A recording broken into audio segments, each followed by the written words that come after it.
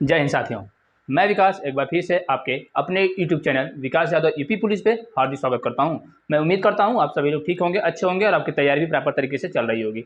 जी बिल्कुल, आज हम बात करने वाले हैं यूपीएसआई 9534 जिसका रिजल्ट आ चुका है। फाइनल आंसर की आई थी, उसके बाद इसका रिजल्ट आ चुका है, PDF आया है। अभी स्कोर कार्ड नहीं दिखा रहा है, अभी स्कोर कार्ड आया भी नहीं है। ठीक है, अब जो समस्याएं क्रिएट हो रही हैं सभी साथियों के साथ, वो समस्या ये क्रिएट हो रही है कट ऑफ को लेकर, नॉर्मलाइजेशन का क्या प्रभाव रहा है, क्या समस्याएं आई हैं इस रिजल्ट में, उस बारे में हम बात करने वाले हैं।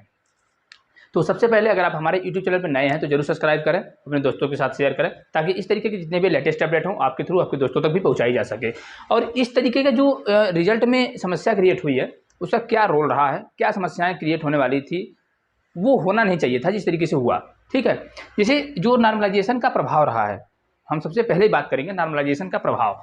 नॉर्मलाइजेशन का क्या प्रभाव रहा है, मैं ये चीज़ देखने को मिला है कि नॉर्मलाइजेशन जो चीज़ें हुई हैं, जो क्वालिफाई किया है लड़का, जो भी बोर्ड के द्वारा जो कट ऑफ क्लियर किया गया था, जो कट ऑफ उसके द्वारा दिया गया है, उस कट ऑफ को जो रॉ मार्क्स जो होता है, रॉ मार्क्स अगर वो कट ऑफ को क्वालिफाई किया है, लेकिन नॉर्मलाइज मार्क्स जब नॉर्मलाइजेशन हुआ है तो वो उसके मार्क्स को कम कर दिया गया है, उसके मार्क्स को क्या कर दिया गया है, कम कर दिया गया है, जिससे वो क्वालिफाई ही नहीं कर पाया है। जबकि रियल में उसके मार्क्स जितने कट ऑफ हैं उससे ज़्यादा हैं, लेकिन फिर भी वो क्वालिफाई नहीं किया है। वो रीजन रहा है नॉर्मलाइजेशन का, नॉर्मलाइजेशन में उसके नंबर बिल्कुल कम किए गए हैं, तभी तो नहीं क्वालिफाई किया, नहीं तो क्वालिफाई करना चाहिए था उसके। मेरे जानने वाले कितने स्टूडेंट हैं जिनका क्वालिफाई नहीं किए हैं, जबकि उनका रॉ मार्क्स जो है वो कट ऑफ मार्क्स से अधिक था। ठीक है, तो नॉर्मलाइजेशन कहीं ना कहीं ये इफेक्ट काफ़ी डाला है, जिससे समस्याएं आई हैं रिजल्ट को लेकर के। ठीक है, तो नॉर्मलाइजेशन, और वो भी नॉर्मलाइजेशन में देखिए मैं अगला क्या है कि किस शिफ्ट और फेज को ज़्यादा फायदा हुआ है नॉर्मलाइजेशन का। नॉर्मलाइजेशन का जो किस शिफ्ट और फेज को फायदा हुआ है, वो अधिकतर फायदा हुआ है आपका जो फर्स्ट फेज में, फर्स्ट फेज का जो एग्जाम हुआ है, फर्स्ट और सेकेंड। ठीक है, फर्स्ट और सेकेंड फेज को ज़्यादा फायदा हुआ है इसमें। ठीक है, नॉर्मलाइजेशन का फर्स्ट और सेकेंड फेज में ज़्यादा फायदा हुआ है नॉर्मलाइजेशन का। क्यों? क्योंकि बोर्ड को लगता है कि ये जो होते हैं ये अननोन होते हैं, ये जानते ही नहीं है पेपर का लेवल क्या रहा है, पेपर का पैटर्न क्या है, पेपर में किस तरीके का क्वेश्चन आता है, क्या लेवल आएगा क्वेश्चन का। जबकि उसके बाद का जो पेपर जब धीरे धीरे खत्म होने लगता है तो उसके बाद सबको जानकारी हो जाती है कि किस लेवल का पेपर आएगा, क्या पैटर्न है पेपर का। उस बेसिस पे इन्होंने मुझे लगता है कि बनाया है कि जो फर्स्ट और सेकंड फेज के हैं इनके नॉर्मलाइजेशन में मैक्सिमम नंबर को बढ़ाया गया है, जबकि थर्ड फेज के स्टूडेंटों के साथ जो उनके नॉर्मलाइज मार्क्स हैं, जो उनके रॉ मार्क्स है, उसको भी कम किया गया है। तभी तो वो क्वालिफाई नहीं कर पाए हैं। नहीं तो जो रॉ मार्क्स अगर क्वालिफाई है किया है, जितने आपके कट ऑफ के अंदर है, तो उस पर नॉर्मलाइजेशन का क्या इफेक्ट पड़ना चाहिए था। उसके अगर नंबर आपने नहीं बढ़ाया तो उसका नंबर कम भी नहीं करना चाहिए था, वो तो वैसे ऑलरेडी क्वालिफाई किया है। तो समस्या वहाँ से भी एक समस्या क्रिएट कर दी गई।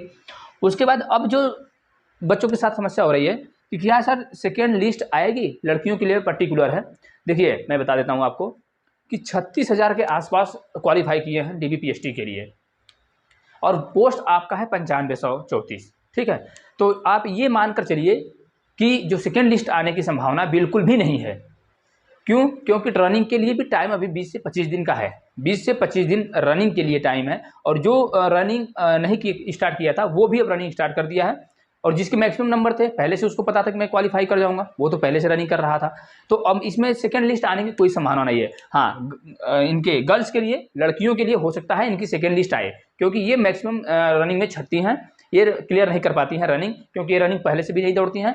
उसके बाद अब जो इनका रनिंग का प्रोसेस होता है, जब हम लोगों ने एग्जाम दिया था, जब हम लोगों की रनिंग हुई थी, तो उसमें भी सेकेंड, थर्ड, फोर्थ 4 लिस्ट आई थी गर्ल्स की, यूपी पुलिस कांस्टेबल के लिए 4 शिफ्ट में, मतलब 4 लिस्ट आई हुई थी इनकी DBPST के लिए। तो इसमें जो आपका है संभावना बनेगी, लड़कियों के लिए सेकेंड लिस्ट आने की पूरी संभावना है, और सेकेंड लिस्ट आएगी, ये जान लीजिए। क्योंकि ये रनिंग उतना कर नहीं पाती हैं, जब रनिंग में ये रनिंग प्रॉपर तरीके से करती नहीं है तो रनिंग में वहाँ पे भाई डिस्क्वालीफाई करेंगे। ये जब डिस्क्वालीफाई करेंगे तो अगला इनका लिस्ट आएगा, तो इनकी सेकेंड लिस्ट आने की पूरी संभावना है।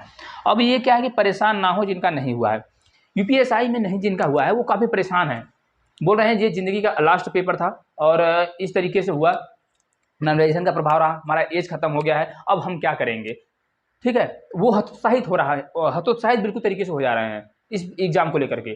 आपकी ज़िंदगी से बढ़कर ये एग्जाम नहीं था, ये अब एक चीज़ जान लीजिए कि आपकी ज़िंदगी से बढ़कर ये एग्जाम नहीं था, और आपका एज भी खत्म हो गया है तो कोई बात नहीं, आप अगले किसी भी एग्जाम की तैयारी कर सकते हैं। इसके अलावा 40 साल तक PCS जैसे एग्जामों में UPSSC की कुछ ऐसी वैकेंसी होती हैं जो 40 साल तक के इस तक आप दे सकते हैं।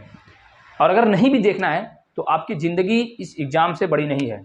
आप कुछ भी करें ज़िंदगी में, सभी लोग सरकारी नौकरी ही नहीं करते हैं कि सरकारी नौकरी करके अपनी जीविका चलाते हैं। आप कुछ भी करिए, अच्छी जगह रहिए, आप पढ़े लिखे हैं, कहीं पढ़ाइए, कुछ करिए, अपना बिजनेस छोटा मोटा कीजिए, लेकिन ज़िंदगी से हारनी नहीं है। और जिनका एज है, जिनकी ये पहली वैकेंसी थी, या वो अभी तैयारी कर रहे हैं कांस्टेबल की, लेखपाल की, यूपी ट्रिपल एससी की जितनी भी वैकेंसी आने वाली है, वो अब अपनी पूरी मेहनत से उस एग्ज़ाम की तैयारी में लग जाएं। आप देखेंगे जो आईएएस पीसीएस जैसे आईएएस के जो पेपर देता होगा, और वो जब इंटरव्यू से छट के आता होगा, पेपर क्लियर कर लिया, इंटरव्यू जो लास्ट स्टेज होता है आप आईएएस का, जो सबसे बड़ी अपने देश की सबसे बड़ी परीक्षा होती है सिविल सर्विसेज की, जो वहाँ आईएएस के इंटरव्यू से छट के आता होगा, तो वो क्या सोचता होगा। अब तो मान लीजिए यूपीएससी से इतने हतोत्साहित हैं, जो यूपीएससी के थ्रू आईएएस जो सबसे बड़ी, भारत की सबसे बड़ी सर्विसेज है, उसमें से जो आईएएस के इंटरव्यू से अगर छट के आता होगा, तो वो अपने बारे में क्या सोचता होगा, और वो उसके अंदर कहाँ से एफिशिएंसी आती होगी, कहाँ से वो सोच समझ आती होगी। फिर से वो उसी रफ्तार से पढ़ना शुरू करता है, और अगली बार फिर वो इंटरव्यू में बैठने की पूरी कोशिश करता है, और बैठता भी है। एक बार नहीं, दो बार नहीं, तीसरी बार वो क्लियर कर जाता है। यूपीएससी तीसरी बार इंटरव्यू क्लियर कर जाएगा। अगर पहली बार नहीं किया, दूसरी बार नहीं किया, तीसरी बार क्लियर कर जाता है। क्यों कर जाता है? क्योंकि उसे है कि मैं इंटरव्यू में फिर दोबारा बैठूंगा, नहीं हुआ ठीक है, मैं फिर अगले सिरे से अपनी तैयारी शुरू करूंगा, फिर अपनी बेसिक से मैं कहाँ मिस्टेक कर रहा हूँ, कहाँ गलतियाँ किया हूँ, उस गलती को पकड़ने की कोशिश करता है। इन चीज़ को आप देखें, मोटिवेट रहें। मोटिवेशनल आपके लिए ज़रूरी है, क्योंकि मोटिवेट अगर आप होते हैं, पॉजिटिव मोटिवेट में होते हैं, पॉजिटिव डायरेक्शन में आप जाते हैं, पॉजिटिव डायरेक्शन में सोचते हैं, तो आप बेटर कर जाएंगे। इस वैकेंसी के अलावा अगर आप किसी भी वैकेंसी की और तैयारी कर रहे हैं, तो आप पूरी मेहनत से, पूरी लगन से, पूरी शिद्दत से उस वैकेंसी की तैयारी करना शुरू कर दीजिए। अभी आगामी एग्जाम जैसे आपका यूपी लेखपाल है, यूपी ट्रिपल एससी के थ्रू वीडियो का भी एग्जाम आएगा, यूपी कांस्टेबल की आएगा, आरपीएफ में आएगी वैकेंसी, एसआई का भी आएगा, कांस्टेबल की भी आएगा। तो इन सारी चीज़ों की वैकेंसी की तैयारी आप कर सकते हैं, बेहतरीन तरीके से करें।